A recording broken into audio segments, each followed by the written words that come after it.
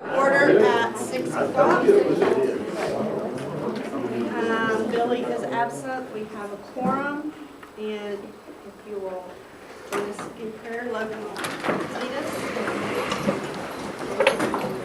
Dear Lord, we just thank you for today. We thank you for the opportunity to serve the students and the staff of this district, that you would lead us in the right decisions, everything to better this district, God. We just thank you for everything that you do, and that you would be with the family that lost their house in the fire last night. Amen. I pledge allegiance to the flag of the United States of America, and to the republic for which stands one nation under God, indivisible, with liberty and justice for all. Texas flag.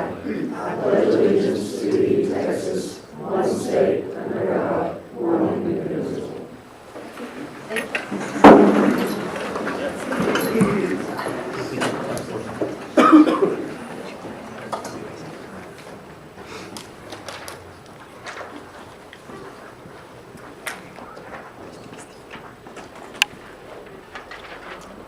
you. Okay, on open forum, we have Robert Hamlin. And Robert and I talked just for a minute last night about what he wants to say. So if you want to stand up and present it to the board, they can't answer you because it wasn't on the agenda, but we can listen. All right, that'll work. That's all I ask. I've got some handouts here. I'm going to hand Austin Legal hand over to the board.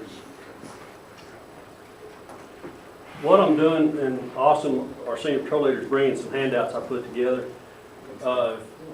I took a deal out of the border paper about a month or so ago. What border did, there was a family that got together and made a donation. They built the Eagle Scouts plaque, and so they're recognizing all the Eagle Scouts that graduate. I would like to do the same thing in Fritch. I would like to hang it in the Fritch High School, recognize all the Eagle Scouts. We'll go back to the past and pick up the ones who graduated previously, and then the ones who will graduate in the future. On the second page, you can see the picture of the plaque that they chose to do in borders. I want to do something similar. I will get the verbiage off of that and get it approved by the school. I went and got a cost. It's going to be about $550 for the plaque with 40-something names on it. And I'll try to get those funds. I'm not asking for the school district to get the funds or anything. The one thing I'm asking for is permission to hang it in the high school so that we can recognize these young people as they graduate. The one thing we'll have to consider in the future is who's going to take it's going to be perpetual. So, like for 2021 graduates, 22, and so on and so forth, how do we handle that plaque situation? There's a list of the honor roll, the Eagles that have come out of this troop in 548. There's a couple that aren't there. I know Mr. Blakely was in troop 507. He graduated from Fritch. That, I think, will cover what I had to bring to the board tonight. All right, I didn't want to really go forward, and I know we can't answer it, but if the school district or the high school will let us hang it, there in the hallway somewhere where we can recognize these young men who've worked hard, and young ladies as they come up now through the scouting. They worked hard to get to earn that Eagle, and I think they deserve the recognition. So, Okay. Y'all have any Thank you, questions yeah. or? I mean, we'll have to discuss it, especially kind of the ones coming up later. You know, if y'all keep track of them and just add it to it, or The plaque, and I went to Crown Trophy. That's who I've dealt with in Amarillo in the past. The plaques, the nameplates are $8.50 to engrave. Going forward, we'll take care. I'll get all the cost, the initial cost taken care of, which is about the $500 with tax and everything. If we go with the plaque, I made some notes on. I think it's about 40 names on it. 5 columns. They're about 40. If we go with the bigger one, you can get different sizes, but I was looking at the one about 40. We've got about 25 or 6 Eagle Scouts. I've got to look back in the past because our records only go back so far. And school's been around a long time, troop's been around a long time, and I want to do our due diligence, make sure we recognize everybody we can. Okay. All right. All right. Thank you very much. We'll get back with you. All right. Thank you.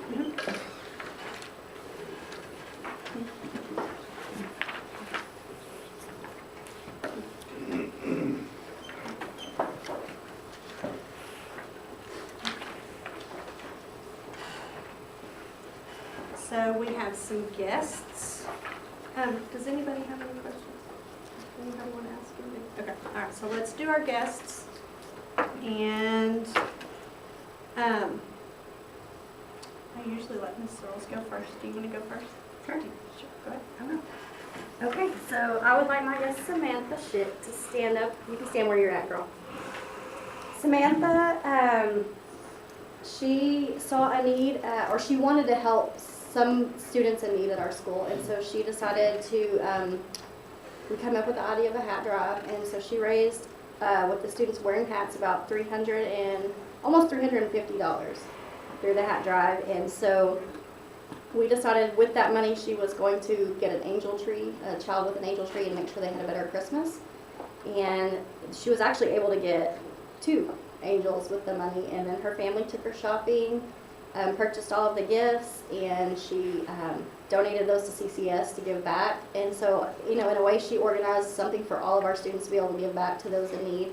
And I just wanted to recognize her. I got her a little certificate and wanted you guys to be able to see how one person can change, 2 lives for Christmas and help those that are in need.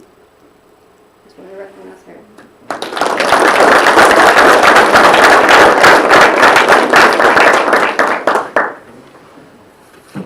Well, that's awesome. You did a great job. And then, do you want to come get a picture now? I was like, if not, you have to wait till after the very end. I told her she didn't have to talk. Did you prepare a speech?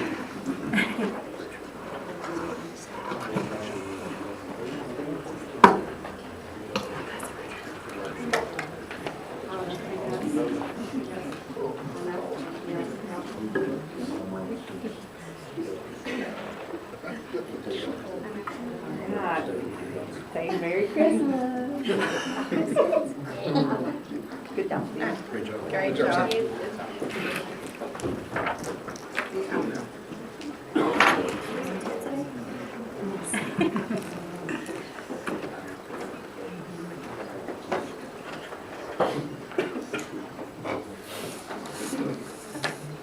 Mr. Pearson. Today I invited my teachers that are the UIL sponsors. We got through with our UIL academic competition last month. But I want to recognize these guys because they've done a great job. We actually saw improvement. I mean, we're starting to work on getting a little bit closer, which whenever we end up getting my board report, I'll kind of show you the breakdown of points and kind of where we end up getting a little bit better. We're still waiting on our medals and ribbons from the district chair to get those to us.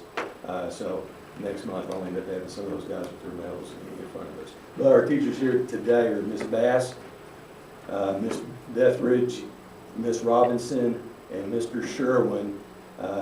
They did a great job. The ones that weren't able to be here were Miss Broadus, Miss Mundin, and Miss Buxton. Like I said, these guys are putting in a lot of extra effort, extra work, especially after school, sometimes before school. During tutorial times, they really worked hard on these kids, getting them to where they needed to be, and they did a great job. I just wanted to give them a little bit of extra recognition, and I let them know I do appreciate it.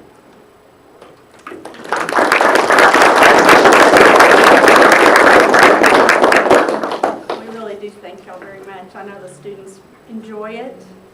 I heard just lots of glowing reports, and so I know it's extra work, but we really appreciate what y'all do. Mr. Vanderbilt? We have our yearbook staff, and I invited the PSAT kids, 2 of them, but they're not here tonight. One of them's sick. But our yearbook staff has received 2 years in a row. They have received a national award from Jostens, which is very impressive. Schools are lucky to do it once.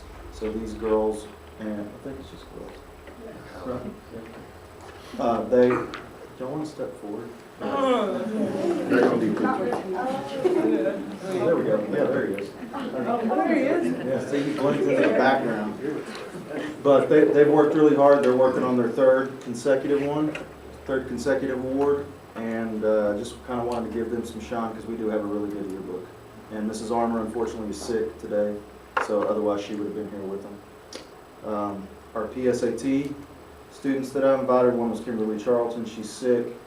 Caleb Stein could not make it, but both those students were in the top 10% of the nation, and we are waiting on the cutoff. Caleb Stein may be a National Merit Scholar, so we are waiting on that as well. So. Good job. Okay.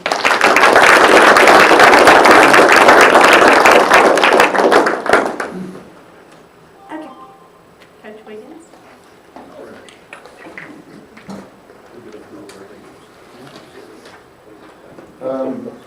We've, every team in the playoffs has been eliminated in volleyball and football, so, like I said, last meeting, I get an opportunity to recognize some individuals that were outstanding on the football field and on the volleyball court. Before I do that, I think these student athletes will tell you that they probably would not have received anywhere close to any of these accolades if it wasn't for a great surrounding cast of teammates that they had that put in the work and effort. So, you know, the guys that get all district running back couldn't do it without a great offensive line, and in our case, the quarterback's got to get up there and lead block too. So, in all honesty, it's a team sport, and so even at the athletic banquet, I kind of cringe whenever I give individual accolades, just because that's the last thing you want to foster in a team sport. But with that said, every one of these are well deserving. We had a bunch of them that were deserving that didn't get on this list. But the thing about this list is we as coaches don't get a vote. We nominate, send our kids out there, and then it has to be voted on by the other coaches. You can't vote for your own.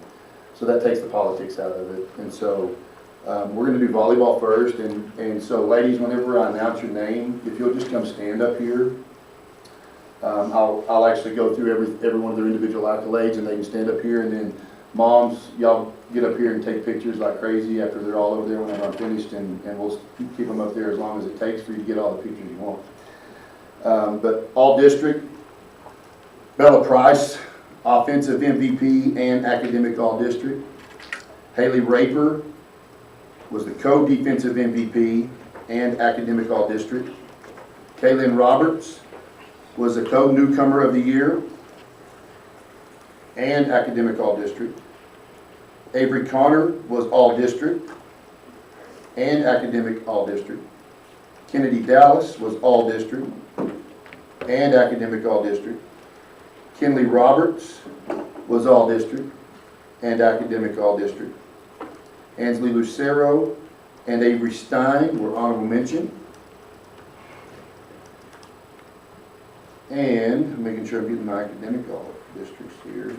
Haley's got it, Kaylee, Avery, Bella, Kennedy, and Kinley. Is there anybody back there I did not call out? All right, perfect. So we got them all. So there's some that are sick, some that weren't in school today. And so I apologize if they couldn't make it. That's just kind of the nature of the football's got the same kind of deal going on. But these ladies have put in a lot of work. You seniors have put in a lot of years of work. And so this is proof in the pudding. So let's give them a round of applause.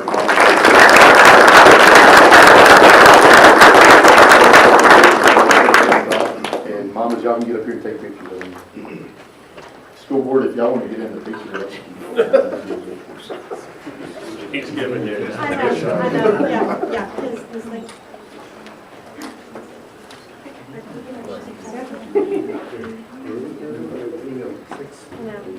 I'm like, how are we gonna, because they're boring.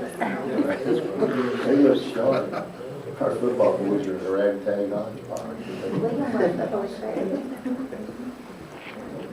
Where'd Chad go?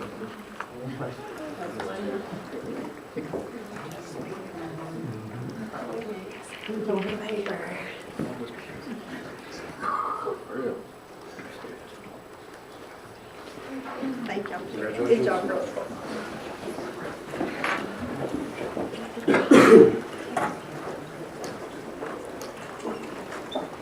All right.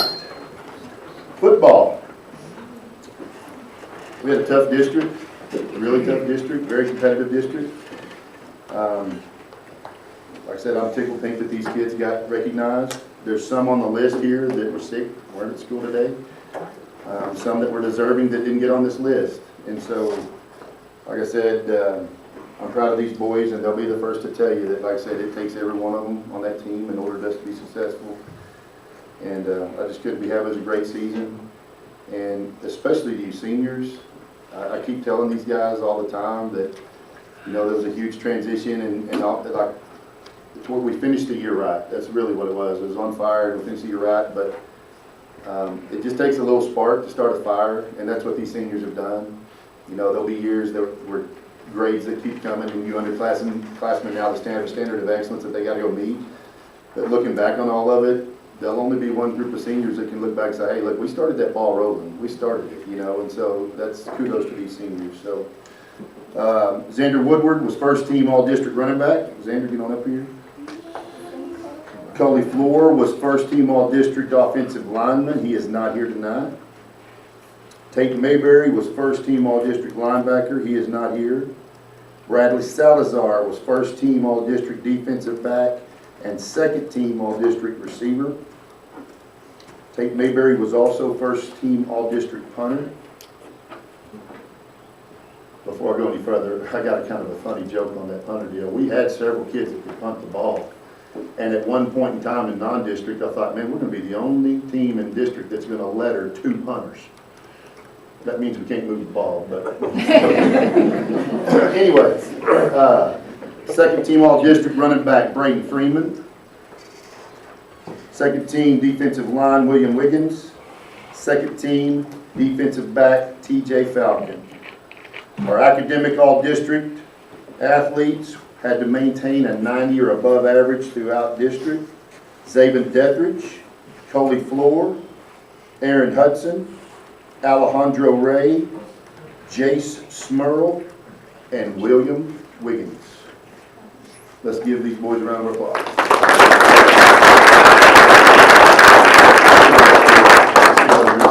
All right, mamas, y'all get it.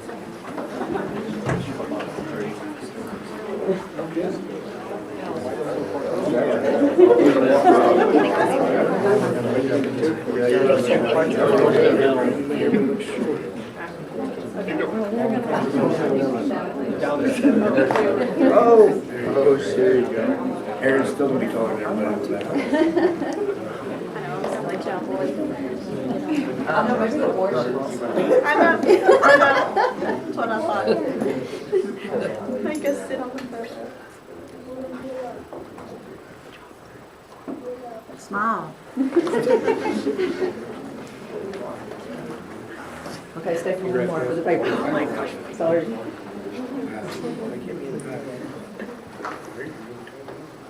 Got it. Let's give them a round of applause.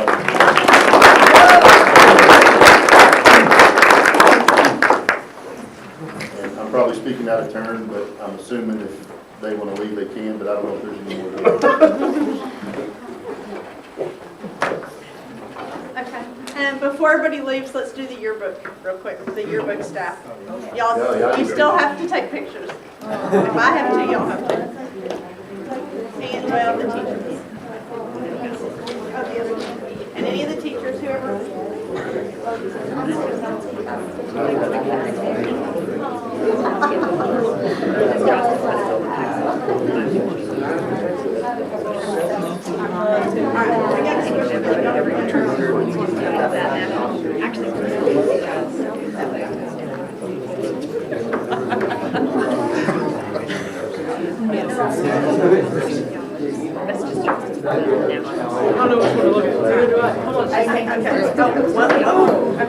And this is all y'all except for the teacher, right? What you get? All right. Don't move. All right, and y'all can move. And the junior high teachers, come on. Y'all are the only ones. Yeah, come on, Nikki. They made me take pictures. Come on.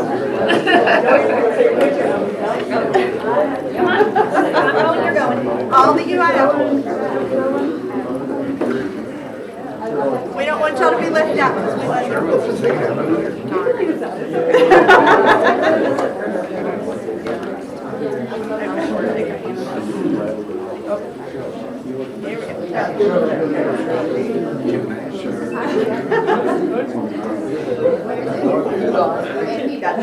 Alright. And Rusty wants the Boy Scouts to come up and have their pictures. We love taking pictures with everybody. Let's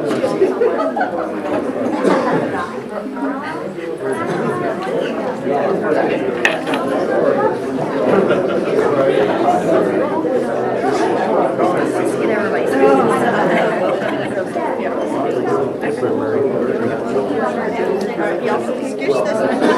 All of you. Y'all got to squeeze it.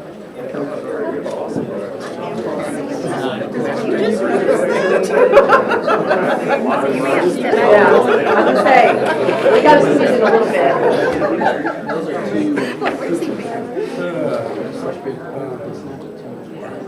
Awesome, got it. Okay, thanks. I wanted us to announce, y'all come back here a minute real quick. And we'll start back here. Randy, why don't you start and just introduce yourself right quick?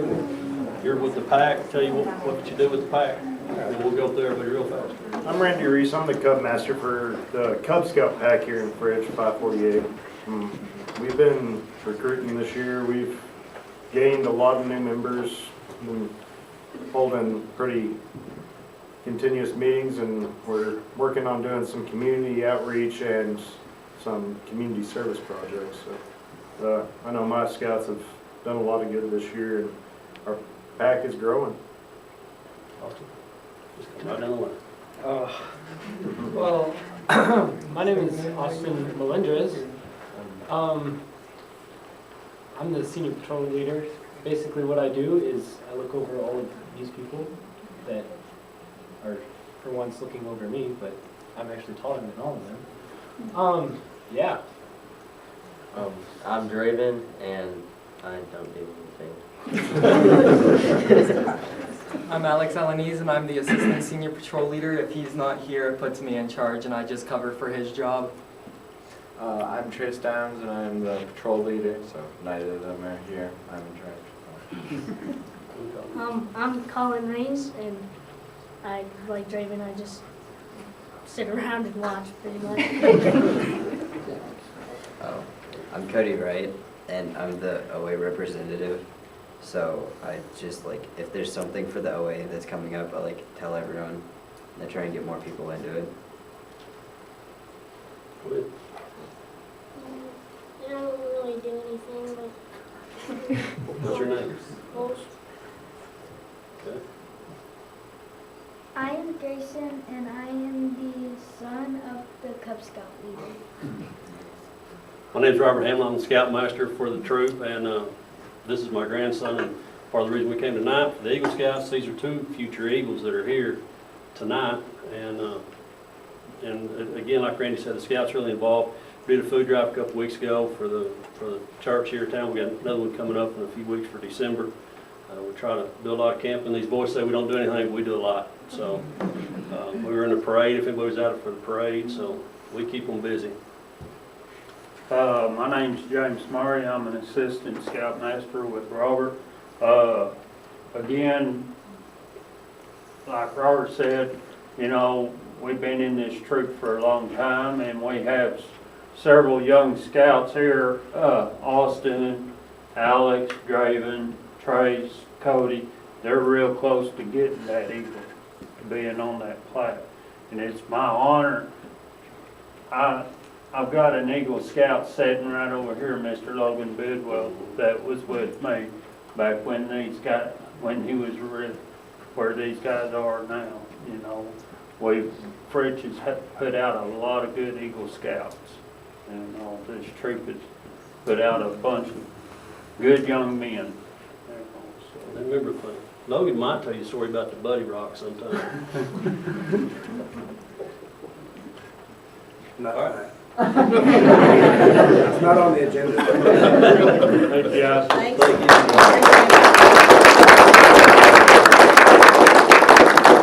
Okay, now, if you want to leave, you can, or you can stay for our riveting meeting.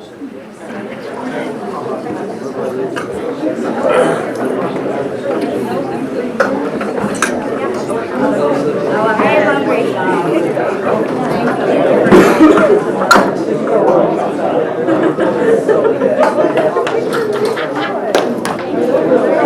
you.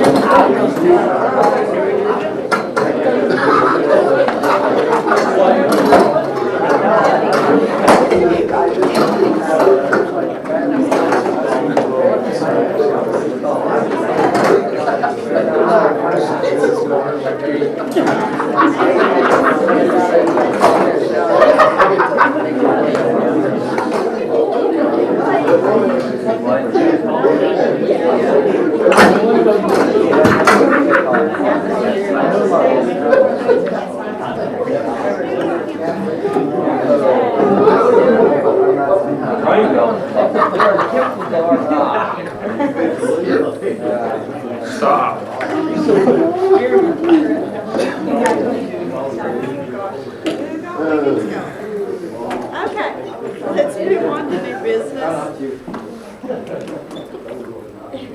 And we've got the consent agenda. Okay. Do we need a minute?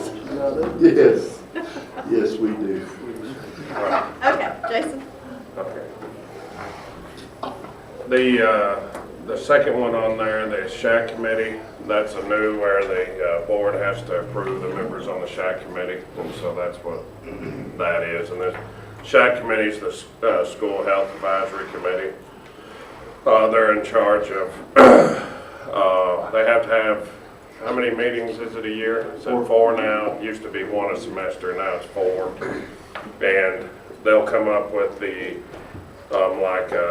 sex ed type policies, and that they'll bring to you what that's going to look like and things of that nature. And so y'all just have to approve the members of it. And Mr. Vanderpool is in charge of that committee, and those are the members that he has found to be on the committee. Okay, does anybody have any questions about the consent agenda? If not, I need a motion. I move to approve the consent agenda items 1 and 2. Okay, I have a motion from Doug. Do I have a second? Second from Mike. All in favor?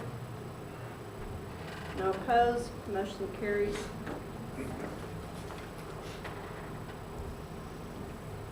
Okay. Mr. Pearson. On the regular agenda, there's 2 updates that TASB has put out. The update 117 was back from, I think, May or June was one of them, and it just hadn't gotten done. And then the, we'll go ahead and start with that one. I'll talk about it. But those are the 3 items that on the local policies that TASB has updated for the 117 policies. Okay.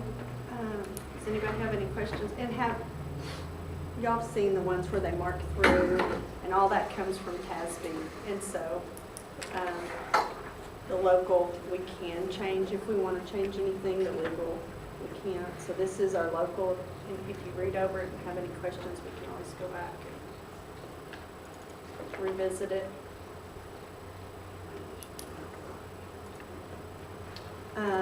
Yes, one and 2. Okay, so if there's no questions about the update 117, I need a motion. I move to approve the Texas Association of School Board Update 117, local policies. CH local, CV local, and DEC local. Okay, I have a motion from Rusty. Do I have a second? Second. Second from Chad. All in favor? No opposed, motion carries. The second one there is the TASB update for the 118 local policies. Those were all based on this last, the 87th regular legislative session.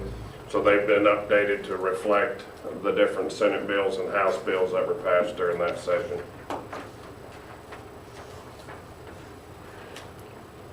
Did anybody have any question over those?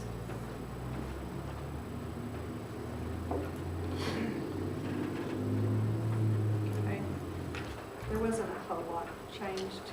No, not I didn't see anything that was a lot of just wording and dates. I think. Okay. I need a motion.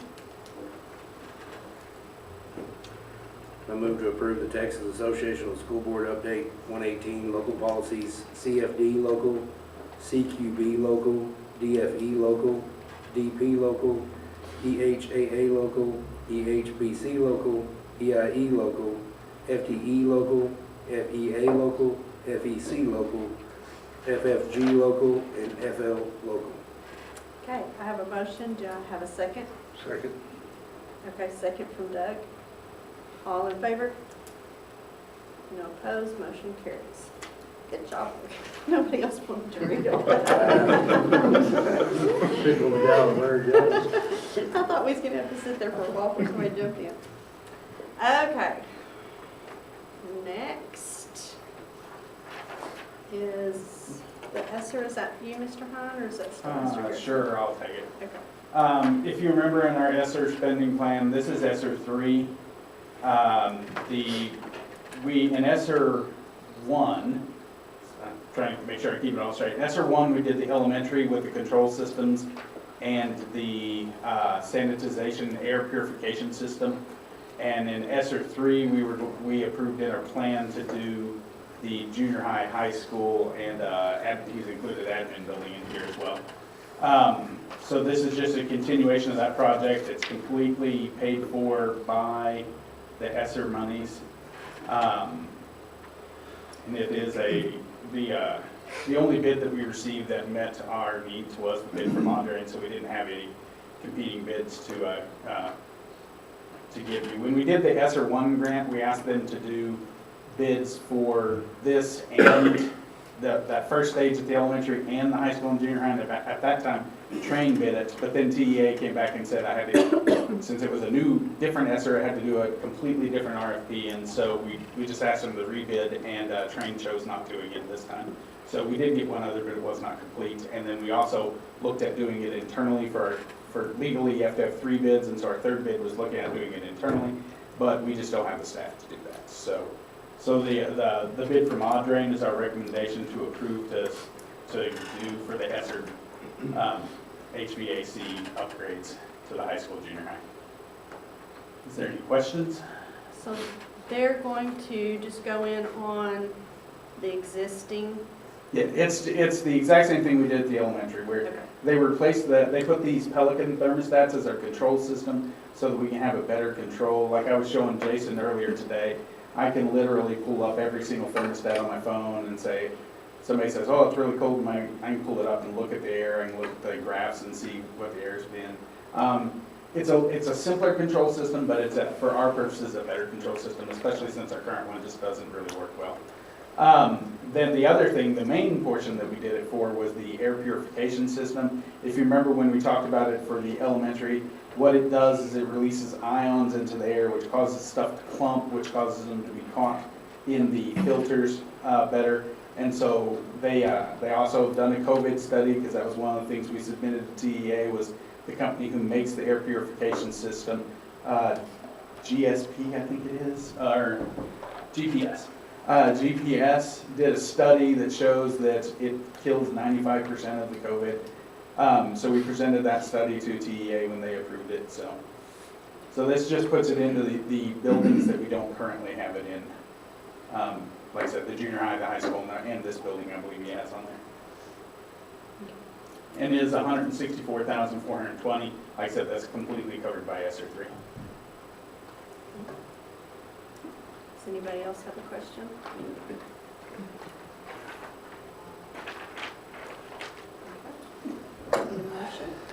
I move to approve the ESSER 3 RFP for high school and junior high sanitation and control system. Can you have the name that we awarded to Audrain on there? Awarded to Audrain. Yeah. Thank you. Okay, I have a motion. Do I have a second? Second. Okay, second from Logan. All in favor? Okay, no opposed, motion carries.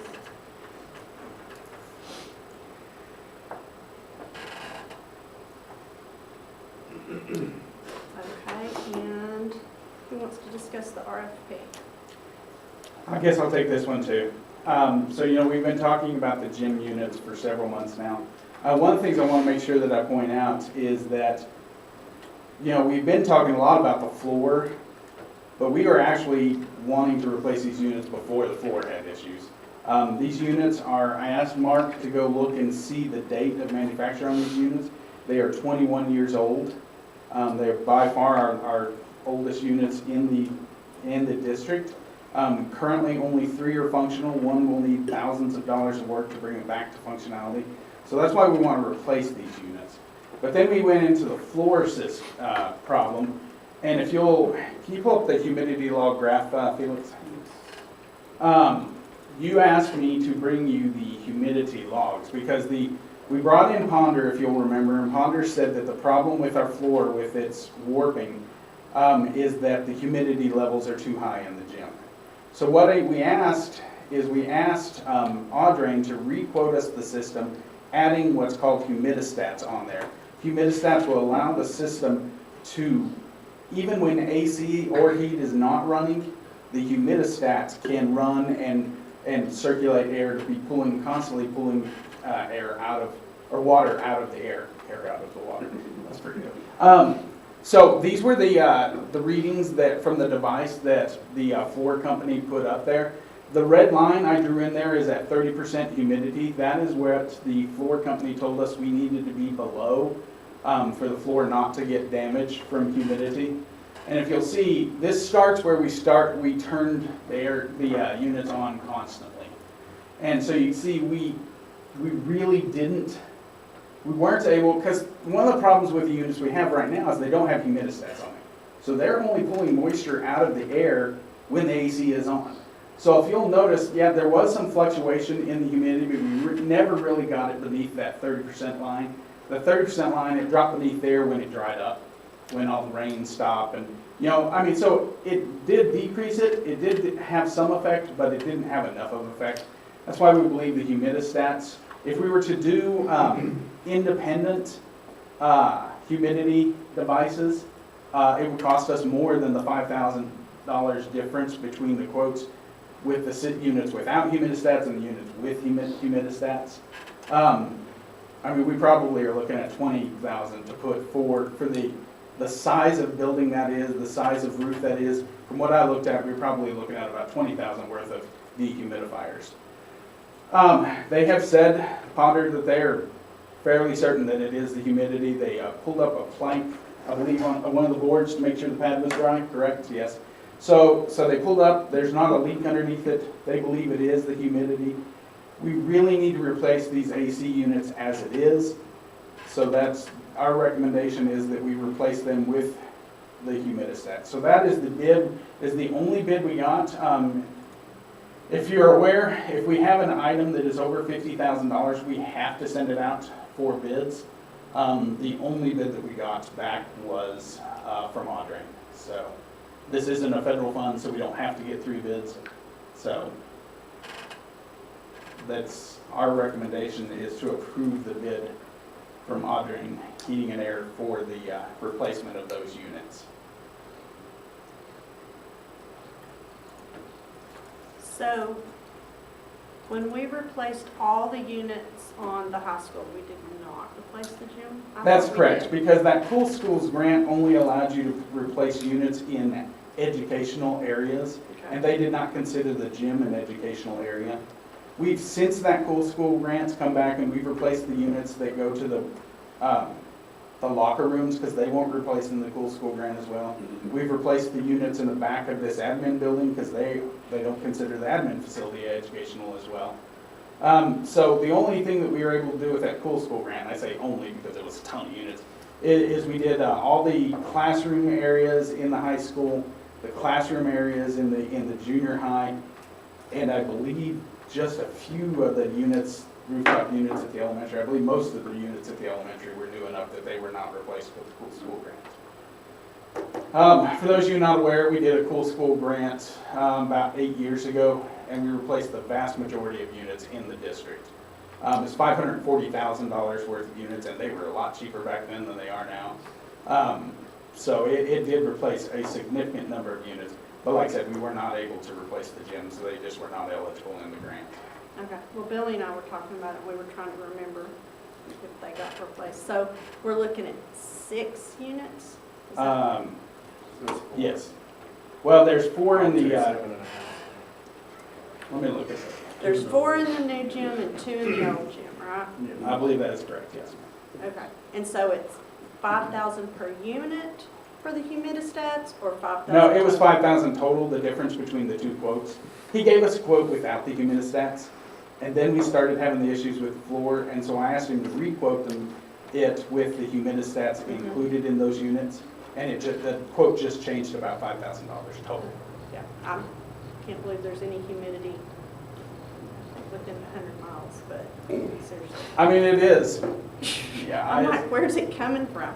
Because I Well, don't want it's- to go there. According to the people from Ponder, it's the change in temperatures that those rooms have. So like during the hot days, if they, say it's a Saturday and the units aren't on, then it'll get quite hot in the gyms. And then when Monday comes and we turn the units on because we're having practice, then it drops the temperature down. What Ponder said is those drastic changes in temperature are what cause the humidity in the room. That's why they asked us to leave the units on all the time. But like I said, if you can see that even when we left the units on all the time, yes, the humidity did decrease, but it still was above what they said it needs to be for the floor. What does it cost us in electricity to run them all the time? I have no idea because I haven't looked at that, but I imagine it was a pretty good amount. So if we replace these 6, are we still have to run them all the time? Well, the humidistats, that's the cool thing about them, is you get basically 2 thermostats. You get a thermostat to control the temperature, and it's not a thermostat, actually it's a humidistat. A humidistat to control the humidity. So when the humidity is too high, the blowers will still run, but the heat or the cool will not run, and it'll just put air through it. So we can set the humidistat at, say, 30% humidity, and anytime the humidity goes up, the units will run. But they don't have to run 20, they'll only run when the humidity is above necessary. So instead of having it on 24 hours a day like we have now, they'll run when they're withdrawing humidity from the air. A lot cheaper to run a new one than a 21-year-old. That's true. I believe so. I haven't asked Audrey how much more efficient these will be, but you got 21-year newer units got to be more efficient. Makes a difference at the house, I feel like. Yeah. Does anybody else have any questions? Anybody have any comment? They got a warranty of the floor if the humidistats don't work? No. So on the humidity stats that you have, is there a lot in the old gym, or is it just the new gym? They did not put a sensor in the old gym, so I don't know. Really, with just the $5,000 difference total, I think we'd be crazy not to put the humidities. I'm just wondering if we need, do we need to replace the ones in the old gym at the top? They are just as old. I know. I'm just wondering if we can replace what we have to and then, maybe replace them a little at a time instead of a $100,000 hit all at once. Yes, sir. Yeah. Yeah. So one of the units apparently that's completely dead is actually in the old gym, not the new gym. So, and I'm going to be honest with you, it's when you have a basketball game and it's hot, those of you who go to the basketball games, you guys know, I'll get a call from him all the time going, hey man, can you turn the AC on? And I'm like, it is on. The current units cannot they cannot control the temperature in those rooms. We really do need to replace the units. How many total between the two? There's 6. Is that all? Oh. That's it. There's 4 in the new gym, 2 in the old gym. Okay. So, and I'll tell you, it'll cost us more because a lot of the part of this cost is he's going to have to rent a crane. And so, if we have to rent a crane 2 different times, I know that's going to add to the cost. The labor to be up here and changing out stuff. It'll cost us more if we replace 4 now and then we do 2 later. We just took such a hit with the elementary. I'm just like, I understand. It's making me nervous to spend this much money. That's my thought process. You know what I mean? Do you remember how much the last floor was? $90,000. I just feel like if we don't do it, if you just don't take care of it, it's inevitable when it's going to happen. We'll be replacing the floor and 2 more units at probably a higher cost. But you're right, $91,000, big chunk of change. Yeah. Okay. Do we have any more questions, or I need a motion? I move to approve the RFP for the HVAC system for the high school gym. Okay, I have a motion. Do I have a second? Second. I have a second from Doug. All in favor? No opposed, motion carries.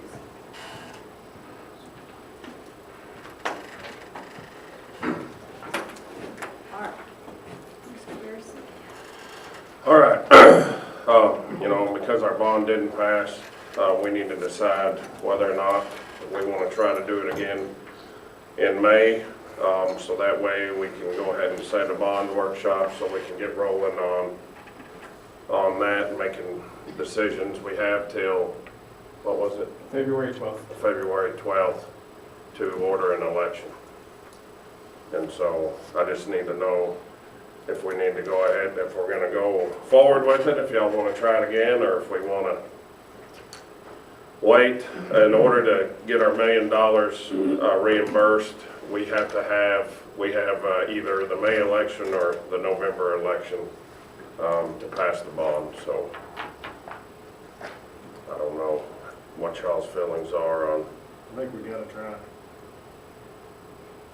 Even if we change it. There's still stuff in elementary we need to fix. If there's some other things we can cut out of it, then we can cut them out. And get a lower bond, or try to find a lower bond and get it rid of them. Because we're starting all over, so we can redo the whole thing, so. Okay. Yeah, I think we need to look at, last time it came up really quick, and we didn't have a lot of time to do what we should have done, our due diligence. So this time we need to do a little bit, get a little more information out. I think a lot of people were confused about what we were asking for, and a lot of conflicting comments, and so we need to work harder on that ourselves. So I would say, yes, we need to go ahead and start moving forward on it, get our list going. Do we still have our committee? Or you pick a different committee and we'll look at it again maybe? Well, it's going to be in May, so really, I'm not sure you have enough time to go out and have a committee.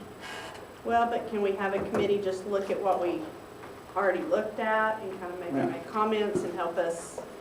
Can, you know, Jason, I'd asked you to have a district advisory committee meeting for the ESSER. Can we talk about bond at that same meeting? Sure. So we had planned we're going to get a little more ESSER money than we had anticipated, so you're going to see that on a future board agenda as well, because we're going to talk about it with you as well as the admin meeting we were talking about right before the board started. That's talking about it as well. So I'd already asked Jason to schedule a district advisory committee meeting, so we could definitely discuss it there. Okay. Well, I think if they just kind of take the list that we had and make sure that nothing new has come up, and then kind of look at what we had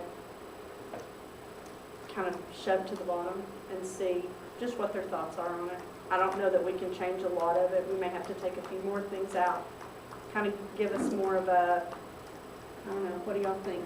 Kind of their thoughts on our list. Because I mean, honestly, you know, if you looked at where the money was going, you know, we had $3 million of it going to fixing the elementary, $1 million of it paying back what we've already done. So I mean, you know, we only had $1 million that we were really working on extra projects. So there's not, I mean, $1 million's a lot of money, but it goes by fast. So.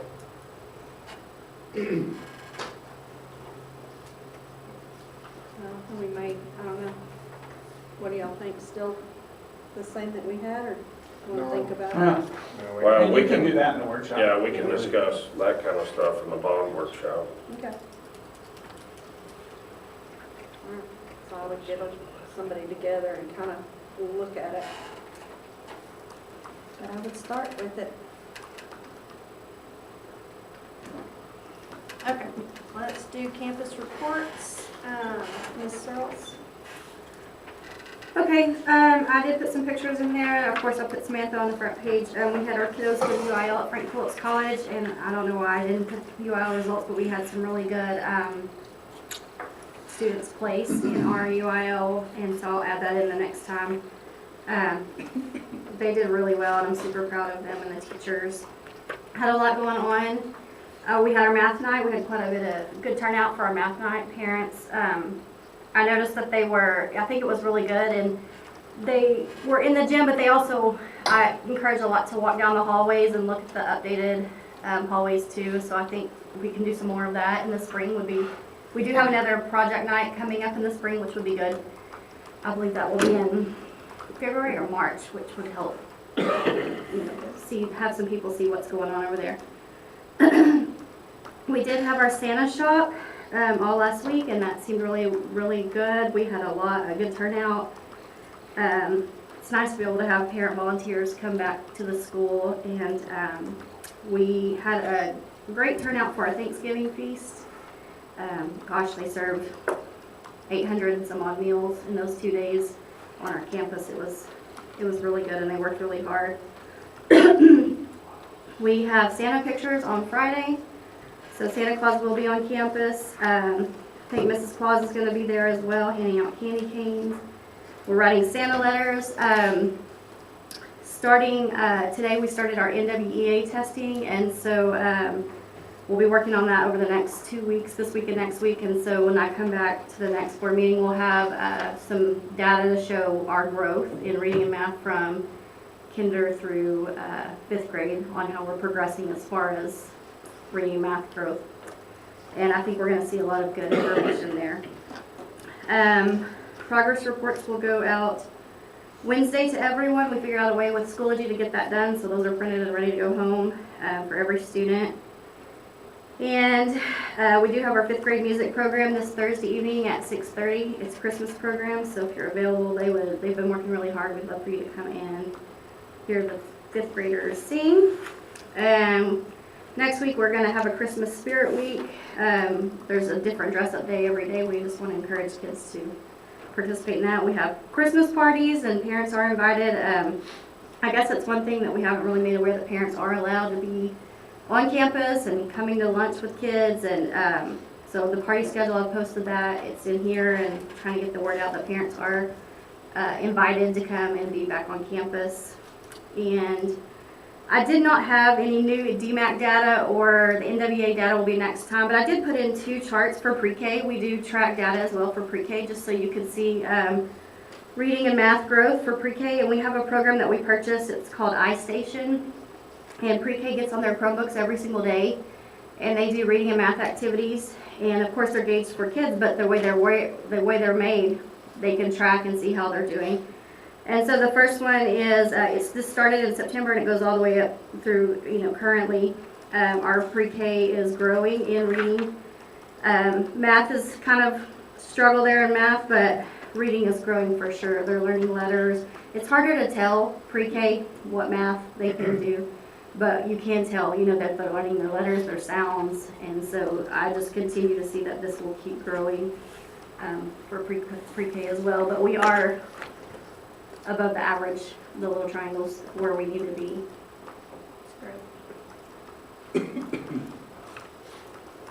Thank you. Any questions? Thank you very much.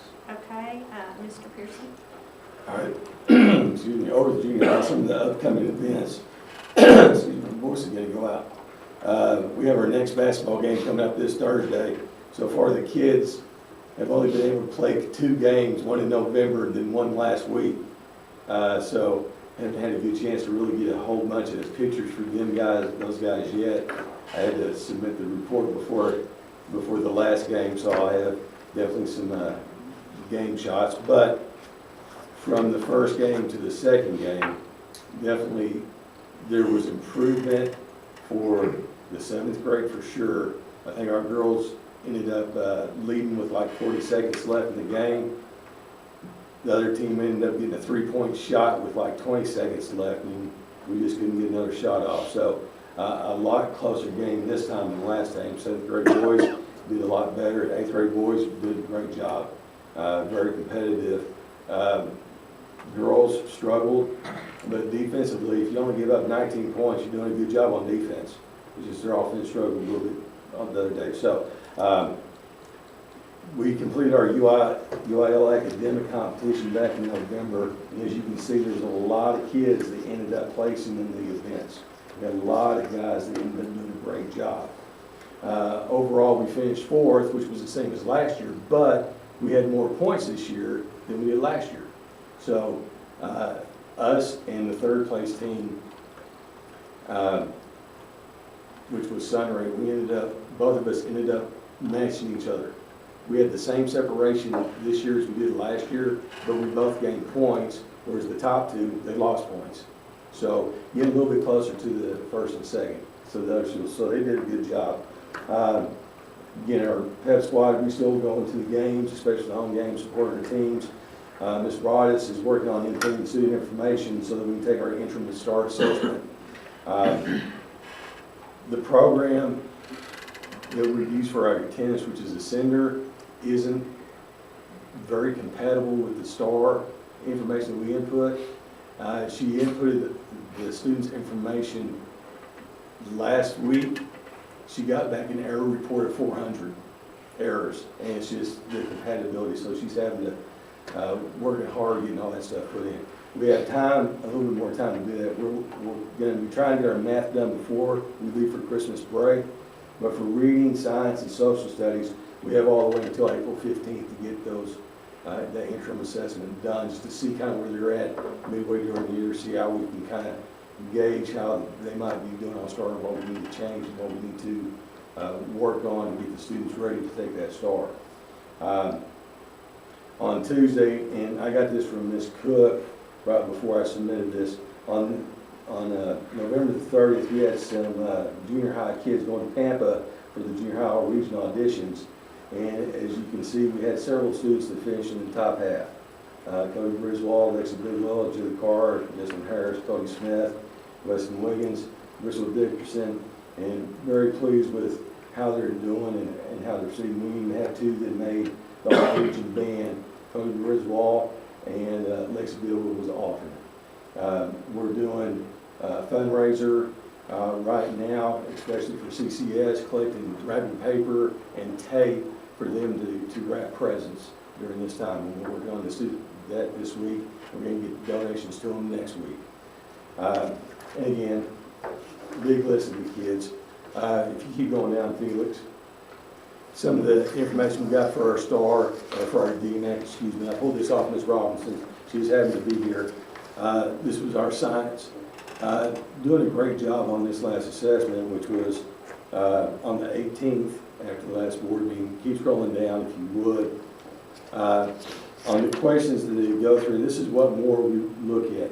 How are they looking at their questions? How are they answering the questions? Which ones are the more missed questions? Could it be, why are they missing? Is it because of the way the question's written?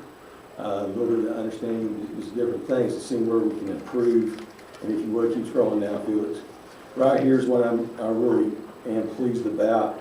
These are the STAR, the TEACS related questions, that a possibility of seeing the same similar questions on the STAR test. That 70% line again, that's be like if we just passed or fell at 70. For STAR, that's actually going to be closer down to 50.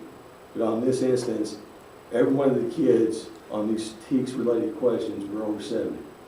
So they're doing a great job. Ms. Robinson's doing great preparing these kids, getting ready for the exams.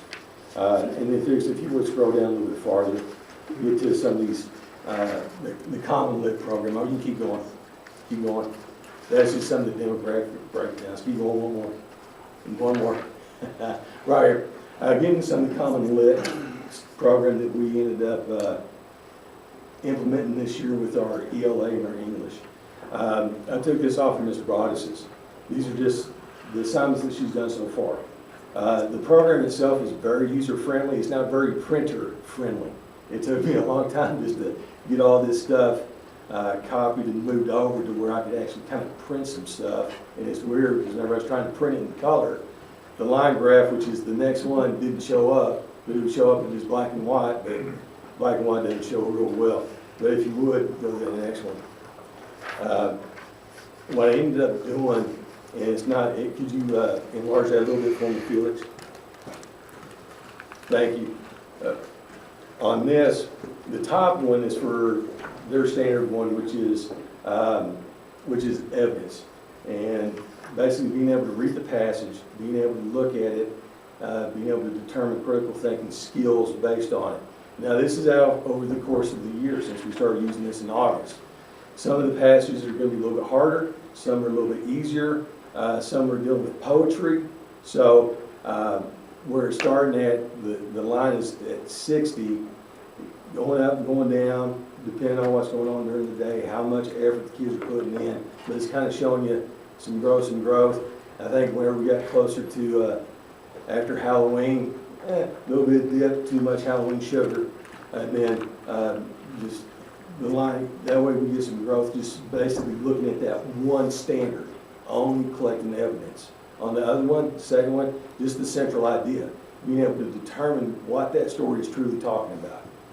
So whenever we're getting into the reading star, this is going to end up helping us a lot. Being able to identify what they're truly looking at. As you can see with that central idea, they're kind of a little slow to begin with, but then starting to move up, being able to see stuff.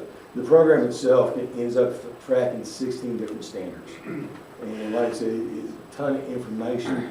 It's user-friendly, it's just not printer-friendly. And so most of the stuff that it does print off is just like a log, just blah, blah, blah, blah. I mean, and it's harder to see than it is like the line graph. So making some good progress. So we're working them hard, trying to meet them where they need to be. That's good. Anybody have any questions?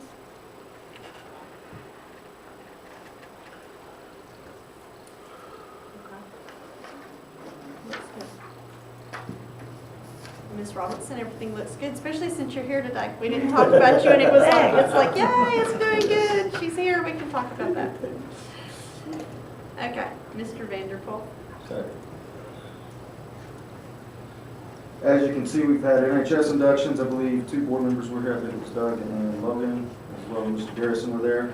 To the right, you see the yearbook, the yearbook banner that is actually hanging in the foyer. As I stated earlier, that is their second in a row. They're going for number 3, and that is a national award, which is impressive for, especially for a school of our size. So when they're getting that award, they're going against 4 and 5 and 6A schools. So for us to get that, that's a good thing. Scrolling down, Felix, you'll see Mrs. Raff and her geometry honors, and Wyatt Henderson, if you zoom in on that, is smiling at me. Mrs. Carr's son was diligent in his learning during that class. And then on the right, we have Mrs. Price and her FCS class, which they've done some crafts that are for sale in the teacher's lounge, where they've repurposed some things for Christmas, made some advent calendars and such. Scrolling down, we have, that was Mrs. Henderson's class. And then as you can see, basketball is fast and furious. It started. I didn't get any pictures of them. I've been busy, but you know, they have been active in tournaments. They go to Tulia. I don't want to steal too much of Coach Wiggins' thunder, but they go to Tulia this weekend. Scrolling down, I wanted to give you a look of the first 6 weeks attendance, which was at 93.6%. Scroll down again, Felix, if you would. Second 6 weeks dropped to almost right at 92%. And that's when we started making some phone calls threatening the Saturday school and some other various attendance measures. We're going to look at some incentives next semester. I'm going to roll that out to student council, see what they like, and see what we can get done. Scrolling all the way down to our third 6 weeks, we are sitting at almost 96%. So I don't know what's gotten into them. I don't know if it's just the threat of Saturday school, because nobody wants to come up here at 7:30 on a Saturday. But it seems to be working. Talking to the kids, they're showing up. I do expect a dip because I believe we have 6 out with COVID right now. So after Thanksgiving, we're starting to see COVID absences increase where the doctor's telling them to stay home, which obviously we want to do. We don't want to be up here affecting anybody else. Scrolling down, we have, I put in the PSAT results and benchmarks and scores that Mrs. Lyles gave me. If you can zoom in on that, Felix, for me. Our kids, the ones that took it, did better than the state average, which is right where you want them. And if you scroll even further down, you can see exactly in their skills where we need to strengthen. They're all higher than the state, which is good. That shows that we're doing our job. And as I stated earlier, we're waiting on that cutoff, which to me it's a big deal to have a National Merit Scholar. I don't know if Rich has ever had one in the past, but that's a really big deal. He's in the top 1% of high school students in the nation. So I fully expect him to score it when he takes the ACT between a 33 and 36. 36 is a perfect score. Scrolling down, Felix, if you would. Put some DMAC data in there, and if you look at the approaches on that, I can't really see it on mine, but if you look at the approaches data, that's considered passing standard. And on a lot of those graphs, you'll see 71%, which is right where we want to be, but we want to push even further from that 71%. We want to get to that meets. We don't want to be at the approaches, we want to be at the meets so that we'll look better on the state accountability when they actually roll it back out. We had English 2 on the left there. English 3 is on the right. Keep in mind that English 3 is not a tested subject, but the kids are still performing in that class. Scrolling down, on the left-hand side we have Miss Kim's DMAC, her third test for Algebra 1, and the cumulative star performance down the bottom, she's at 74% approaches, 36% meets, so we're right in line with where we want to be for Algebra 1, pushing that. And then on the right-hand side is Miss Armour's U.S. History Exam 4. 97% approaches. We did get the taper, the TAPR report from Mr. Garrison today. She had 100% last year on the approaches, and I think 92% on the meets is what it was. So she's still right in line with what we expect out of her for U.S. history, which is good. And then scrolling down, the last slide, I don't want to take up too much more time. We have the basketball on the right. All region tryouts are actually going on right now for band. We have 4 students participating in that. The band concert is December 16th at 6:30 p.m. That's junior high and high school.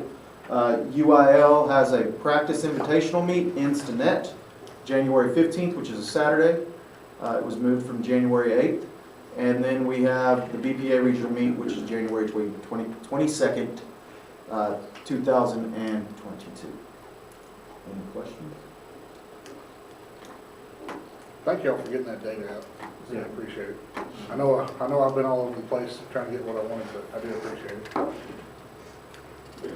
Before weekend starts, I was gonna let y'all know too, we did have 3 students that were affected by the fire last night on my campus. And so they lost everything, their Christmas presents, their clothing, their house is a total loss. And so we are trying to take some donations for clothing, monetary donations, toys, whatever. So I'm just taking those up in our office. And so I have sizes, and if any of y'all wanna help contribute, just let me know and I'll get you what you want to know about them. I think that they actually signed up for 83 too. Oh, yeah. We had 3 sign up today. Okay, good.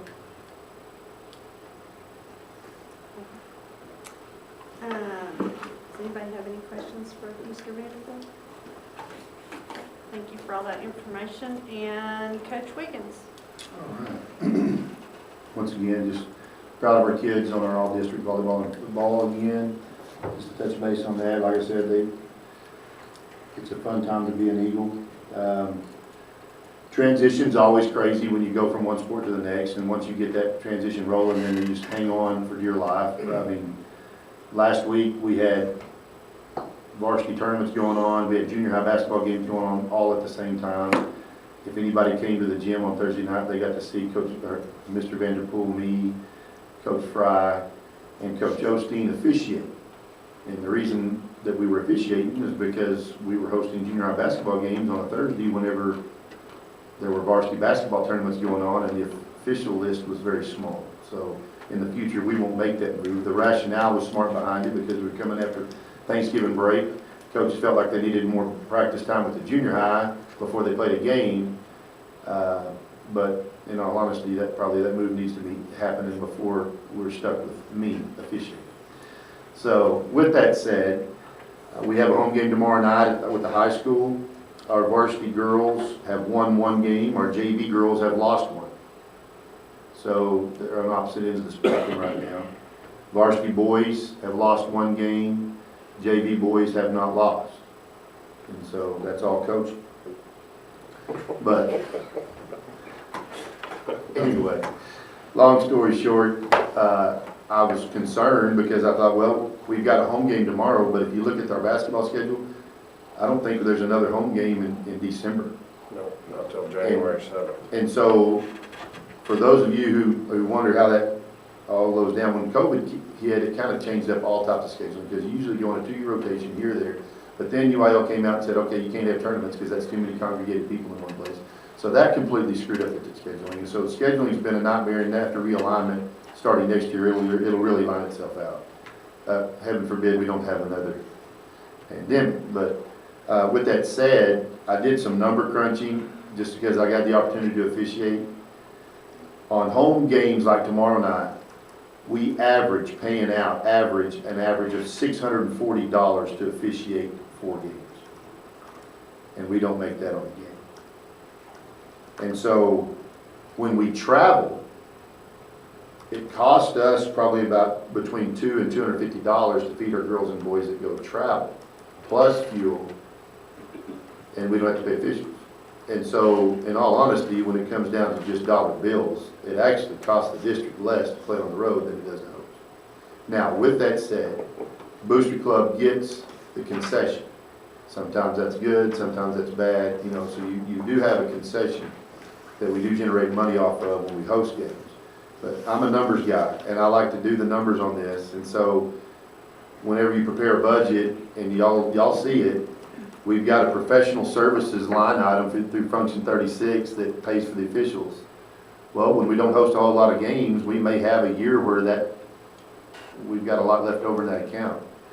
But our travel, we may be in the red, so we may have to make a budget amendment to shift money from one of those accounts to the other, but it all evens out in the long run. My point is, I just thought it was very interesting to know that officials make a lot of money. And to be honest with you, after doing it, I don't have a whole lot of need to jump in that field either. They earned every bit of it, because I was ready to throw my wife out of the game. But anyway, I have given you also a list of division cutoff numbers that literally the UIL just released last week. We turned in 215. The top end cutoff is 230. The bottom end for Division 2 is 165.4. Now, somewhere in between, they're going to have those cutoff numbers again. Now, they're projecting 164, and I gave you every single school in the state of Texas numbers there. Now, this Wednesday, they're going to actually give the specific cutoff number that goes from Division 1 to Division 2. Pretty much the projection is that we're going to get Stratford in our district and we're going to lose Boys Ranch. I mean, that's just pretty much the only thing that they could do that would be crazy would be to send Farwell South, give us a 5-team football district, or send Olton South and give us a 5-team district. But if you look at those numbers, I mean, that's really what it boils down to. My speculation would be that we lost one, we gained one. I mean, that makes the most sense. But like I said, on the basketball end of it, same difference. I don't see us going just too dramatically different. You can scroll down there on the very bottom of the report, and it shows some pictures. I did some panoramics. We played at Wheeler. But it also has some off-season in there. Off-season still going outside, running quarters, and then basketball. Believe it or not, Coach Brewer wanted to condition, but we're limited on gym space in the mornings because junior high's practicing, and so it's tough to get in that gym and run. So he said, let's go to the track. So we turned the lights on. And basketball still went out there and ran quarters and then ran 200. So it was a fun morning for basketball. They thought they had gotten rid of that, going from one season to the other. But Coach Brewer likes to run them. They still lift in the mornings, and the program's in great shape. It's going the right direction. We just got to keep it there. Girls wise, we got to keep pushing, and we've got to make sure that we're constantly trying to get better there. We've got room for improvement everywhere. But once again, I'm excited for our kids. Transition time is crazy. Tournament time is crazy. This weekend, we've got 2 tournaments. We've got JV tournaments at Spearman, and we've got varsity tournaments at Tulia. And we've got junior high games on Thursday here. So it's crazy during basketball season. If kids want to play, they're playing. So, anybody have any questions going forward? Alignment or anything going forward? Transition? Thank you. Thanks for bringing all your athletes. That was great. I'm sorry we didn't have more. We had quite a few kids sick. I mean, really did. That's quite a few. That was good. Thank you. Okay. Okay, so the first thing I'm going to talk about on our finance is that our auditor is going to be here at the end of this week and do his work on the audit. And this year is going to be really tight on when we present it to the board. That's what Tanya and I have been talking about here just a little bit ago. So we're going to, when you go to choose your board meeting, we're going to need it as quickly as possible in January as we can. And we're going to have to get the auditor to be there. So like the 4th, if you could. We come back on the 3rd. But if we don't get him to present the audit that early, he won't be able to get the file to Tanya for it to upload to the state, which is due the next week. So we really needed it as quickly as we can. So on our finances themselves, we're running just about average, maybe a little bit below average. Our expenditures, like normally the week after Thanksgiving, we have a ton of purchase orders and we spend a lot of money. And this year we didn't. So our expenditures are down just a hair from where they would normally be. We do have, if you remember last time I talked about there was going to be the appraisal district, we were going to lose or settle on a lawsuit, we were going to lose some money. I wasn't able to attend that meeting because it ended up being scheduled the exact same time as the city council meeting, so I had to go be mayor. And Joe, I've asked Joe to send me the information on that. I haven't gotten it yet, so I'm going to send it to him again, the question tomorrow. But we did have a cool thing come in today. So yeah, we have a law firm that we have a contract with, Purdue, Brandon, and Mott, that if they go back and they look at prior year appraisals and they see if anything changed for things like this lawsuit or whatever. And so they did find a prior year that's where they believed that our values were undervalued. They asked TEA to look at it again. TEA looked at it, said, yep, you're right. So we got a check or a payment from TEA today for $47,000. We had to pay, Brandon Purdue Mott get 10% of anything that money they collect, so we had to pay them $4,000. I believe that's going to be roughly the exact same amount of money we're going to lose from this other deal. So I believe it's going to be pretty close to a wash. And so, and I don't know why, you know, when Purdue, Brandon, and Mott, well, I'm just going to say the law firm from now on. When that law firm looks at our past values, they tell me why they changed, but sometimes I don't understand. I don't understand. That's on this last one, what changed on it. All I knew was our valuation went up, and so anytime they do it. Now, the same thing is going to happen when we have to repay some of that money, is they're going to go back to TEA and say, hey, look, their valuation went down. You guys need to, and, oh, that's what it was. Our valuation went down, so TEA had to chip in more money. And that's what's going to happen exactly on this thing, too. So we'll even get some of this money back as well. So the end result will be that we'll get a little money, $30,000. I mean, it's a third of our AC units. So, the other thing to point out on, and Jason, I told you that we had gone slightly up on our refined ADA. I was wrong. We went just a hair down on refined ADA. I had the wrong date range. So, sorry. I noticed that when helping with that. Yeah, so we're just slightly down on refined ADA, but it is not as big a drop as we had from October to November. November to December is just, I mean, it's half a point down. So the drop is declining. As you know, Mr. Ranpo pointed out, we had an increase in enrollment. We are being hit right now, so that'll probably be reversed. But anyway, it's good news to me that it didn't go down more, because this is typically a time of year when it does plummet. So that's actually good news for me. I really don't have anything else to point out in our finances. Does anyone have any questions?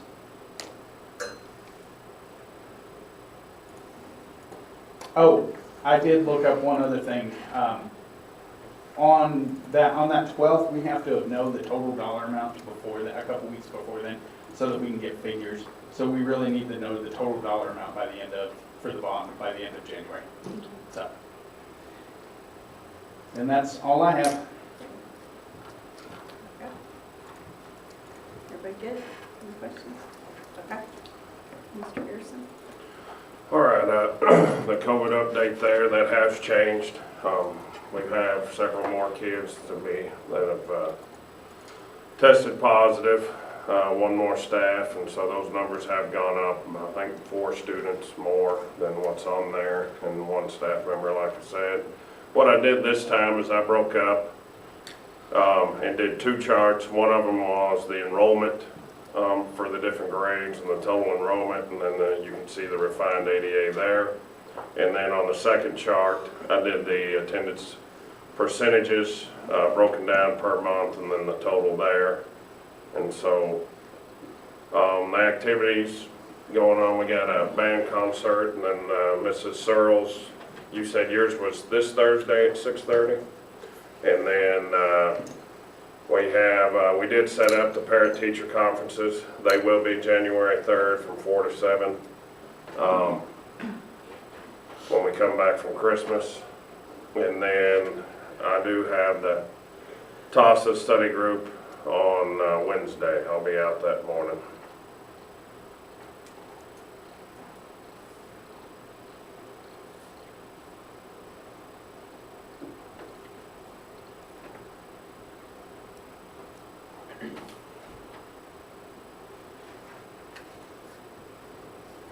Does anybody have any questions?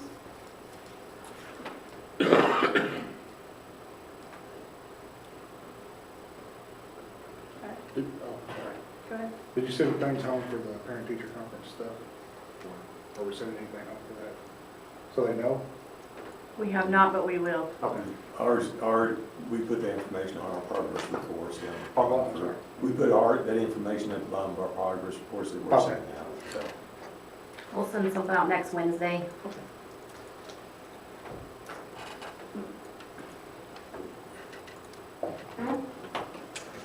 And the only question I have, Mr. Vanderpool, you said you were going to look at attendance and talk about, or think about, you know, what you're doing.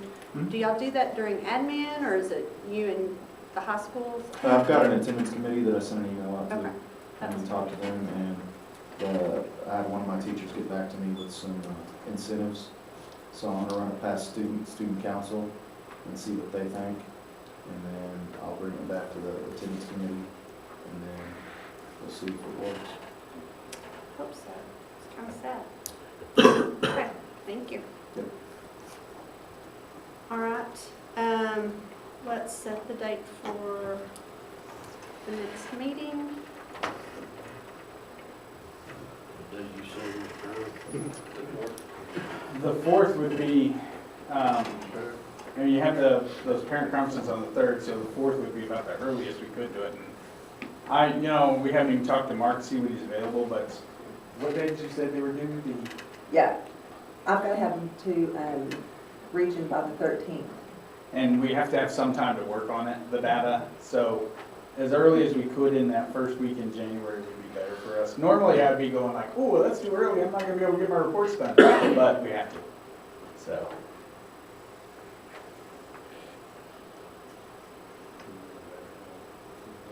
Yeah, when is basketball that week? The 4th? They're away games.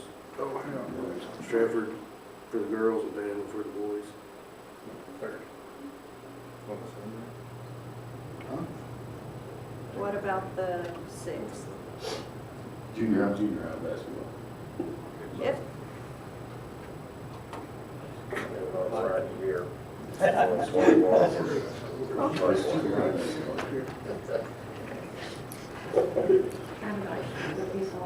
Normally we have till later in the month to submit to TEA. They just moved the date up on us. you think, would you say the 13th or the 12th? The 13th week. Yeah, the 13th. But see, how this works is he gives me files and they're not right. So it's back and forth with having what we call fatals, fixing things and things like that. So I've got to have.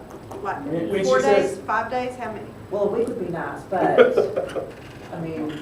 Well, when she I mean, says we he- can come the she's last, talking about the last week of December, but y'all are out of school. Yeah. Well, and I don't- Listen to me, no. and I don't think the auditor probably would be ready to present it by then. It's going to be a struggle for me to tell him that, hey, by the way, you got to present the first week in January. So it's. What about, is the 3rd anything except parent teacher? So what if we moved it a little bit later, like maybe 7 in parent-teacher? What is parent-teacher It's like? 12 to 7. Excuse me. 4 to 7 is. 4 to 7? So if we had our meeting at 7, would that, So we're gonna work 12 to 7, then come here after that? you don't have to, if it's for the audit. I think you would be excused for that. I Okay, don't know. I'm You have good with to that talk then. You have to talk to your boss, but as far as I'm concerned, no. He has to be here, but Yes. I mean, y'all would have to. I think it's great. Unless you just had something, you wanted Yeah. to present to us. So And we're actually going to have several public hearings that day too, remember? So late might not be, well, of course, nobody comes to the public hearings. On the 3rd? Or On our- on on On our regular January. meeting, which I'm assuming this is gonna be our regular meeting. Because we're gonna have to have a first hearing, we're gonna have the the whatever data hearing. Well, do we want to do 2 meetings? And do the audit on the 3rd and then Well, we need a schedule, workshop for the. so 3 meetings? No, I'm just saying if we did some of your. Well, we could do the meeting and the workshop. And then the and workshop, yeah. Yeah, on the same meeting. The audit and the workshop. I don't care, one or the other. All Me too. I don't know. What do y'all think? All right, so we have to have how many meetings in January? How many? Well, we figured a workshop, the bond workshop, and then, a regular meeting, so. And then we have to have the audit. Well, but we can do the audit at either one of those. So you Right. just have to choose one. But You don't have to have a it early. separate meeting for the audit. But what were you talking about, the public hearings? We have to Well, have that's that. what I was saying. If we start at 7 and then we have the 3 public hearings, but then I correct myself, nobody comes to them and asks On questions. the audit. Because we're gonna have the first rating, no, the public hearings is the first rating, what is the name of the report that? The taper report. The taper report, and then, an ESSER public hearing meeting. I mean, and those are gonna take Yeah, 10 minutes. so we could do that with the audit and then do a workshop later, where Okay. if they wanted to come, present us with stuff, we could do that early and then just do our workshop. Maybe later in the month. Since you're gonna have all that data that you were talking about. I will, but it'll be hard to get it ready by. Right, that's what I'm saying, Yeah. like later in the month. Yes, that would be maybe. better for us to get data ready.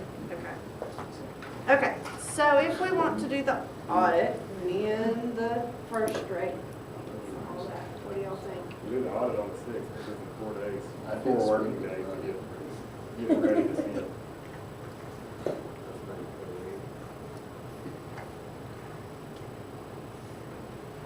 That way you avoid the parent-teacher conference and all that stuff. I don't think 4 days is enough, or is it? It just depends, because the file that she's talking about is the file we get from Mark.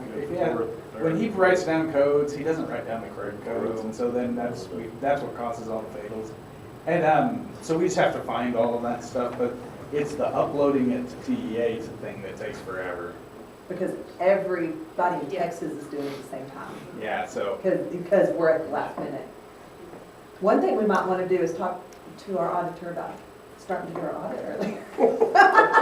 That would be really nice. He is doing it earlier this year. Sadly. We're usually one of the last ones he does. So either on Monday at 7, or what was the 5th? I know, can anybody not do Wednesday? All right, let's do the 5th. At 6. At 6 o'clock.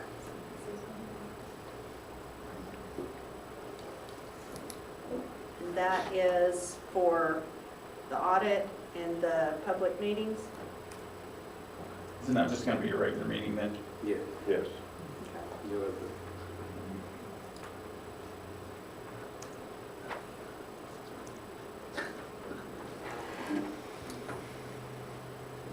All right, and then if we want to do a workshop.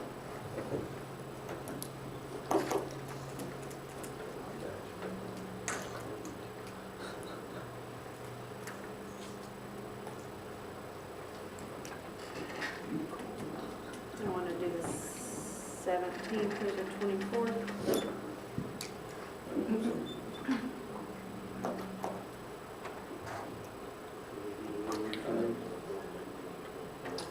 Okay, the 17th.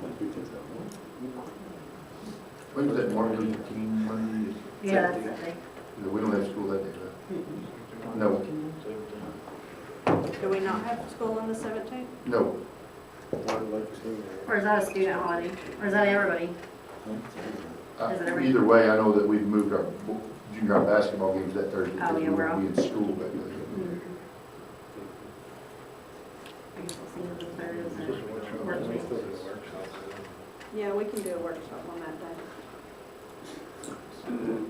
'Cause I have to work that day.